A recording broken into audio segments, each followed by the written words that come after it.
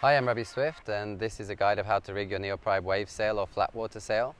First, it's good to find obviously a nice safe area to rig up without any sharp objects, preferably not a concrete driveway or pavement. First of all, you're going to unclip this little toggle here, then roll the sail out.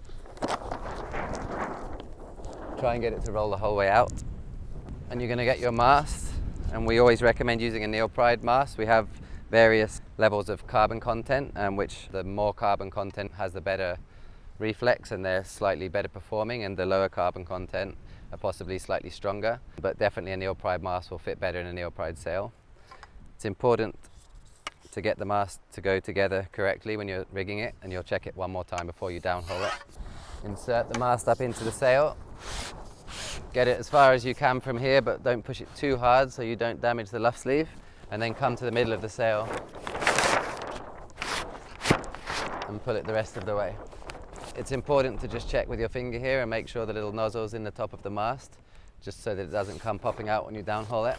Then you come back to the middle of the sail, and there's a little marking here that shows you where the join of the mast should be. I can feel that it's not quite together, so you push it, make sure it's all together. Otherwise you can damage the mast when you're downholing it. You can fold this tack fairing up to get easy access to the pulleys. Set the extension on the correct setting, which will be written on the bottom of the sail here. And then you thread the rope. The rope threads from the outside to the inside, and there's a number 1 and 2 on the pulley here to show you which direction to thread it through on the extension. And if you do it right, there won't be any ropes crossed over here, and it will be very easy to downhole. Now, the downhole is the most important setting on a wave sail, or any sail really. All the sails have a minimum and a maximum amount of downhole setting written up at the top there. And I like to pull it down pretty much the same amount, no matter whether it's onshore, side shore, windy or light wind. I think the downhole pretty much stays the same. You can vary it, but very slightly, like less than a centimeter, for when it gets stronger or lighter. I see one mistake that a lot of people make is they really over downhaul the sails when it gets windy to try and kill the power, and it just makes the sail feel flat and lifeless, but you still have a lot of sail there pulling you around. So in that situation, I would always say it's better to just change down your sail. And the same goes for under downhauling the sail. It does make the sail feel more powerful, but it doesn't necessarily make the sail get planing quicker. Normally the sail just feels heavy and backhanded if you don't have enough downhaul on the sail.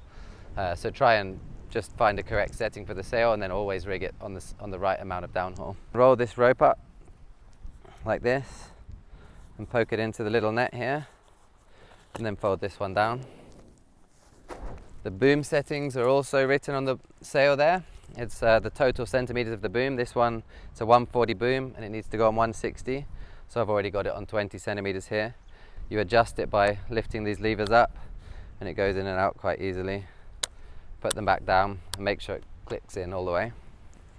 All of our booms have these VT joints, which make it very easy to clip the little tongue round here, loop the loop around, and then shut it. It doesn't need to be over tightened with our VT joint because the joint has such a good connection to the mast.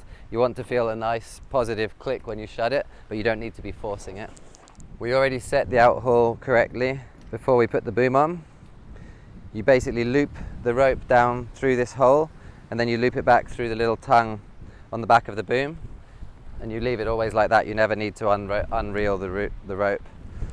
And then the outhaul is actually the only setting that I really play with much as far as making the sail feel more or less powerful.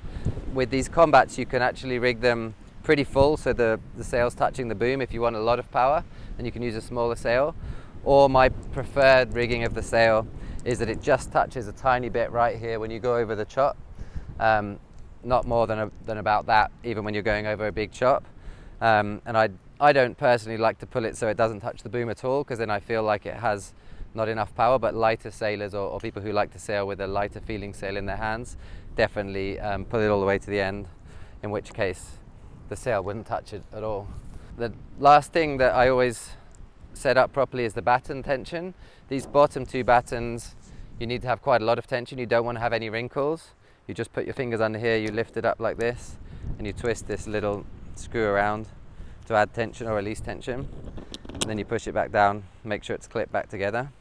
The top two battens, I leave them, you can have a couple of wrinkles in the top two battens, just because it's better not to have the sail feeling stiff up in the top there. We want it to breathe and not have tension from the batten interfering with the way that the sail feels.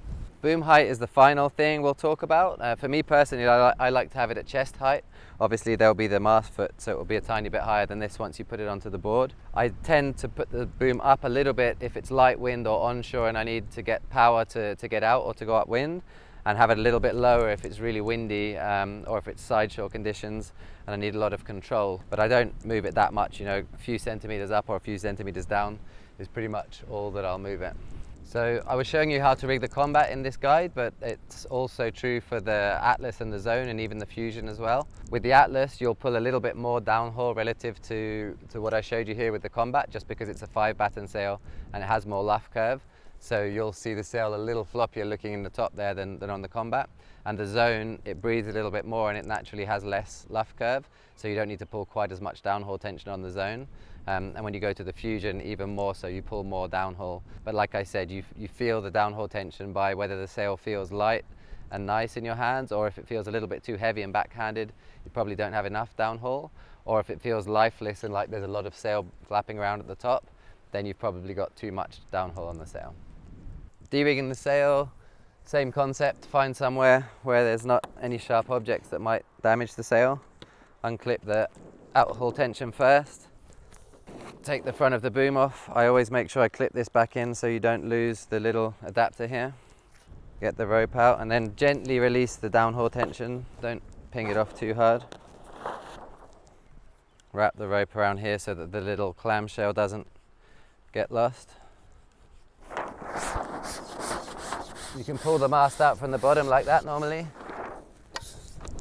And then rolling up the sail is quite important. I see people rolling it up not very tight, and then when the sails go in the car with other things squashing them, they can get those lines across them because they've been kind of folded over.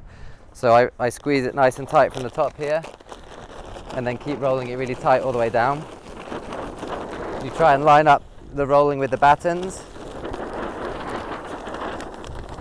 And then when I get to the bottom, I tighten it more like that, so it's really nice and tight. And then you clip it up and it won't get damaged in transit.